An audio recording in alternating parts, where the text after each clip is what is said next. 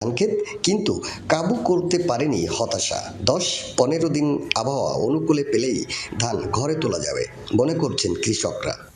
অনেকের মনে করেন ধান বাইশ ছিল পানিতে, অনেকে উঠায় ডাঙ্গায় উঠায় ই করছে জন দিয়ে। আবহাওয়া কাটি যায় বুঝছেন, তাহলে বর্তমান যে ধানগুলো কাটা আছে বা কাটতে আছে এই 10 থেকে 15 দিনের ভিতরে আমাদের ধান পুরোটাই উঠে যেতে পারবে। শঙ্কিত না হওয়ার পরামর্শ কৃষি বিভাগেরও। যেহেতু বৈশাখ মাস, তাই যে কোনো সময়ই ঝড় হতে পারে, সতর্কতা আবহাওয়া অধিদপ্তরের।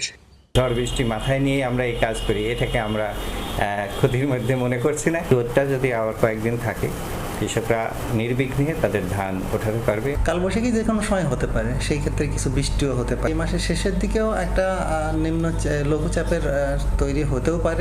কৃষি বিভাগের মতে জেলায় এবছর 80,755 হেক্টর জমিতে বোরোর আবাদ হয়েছে।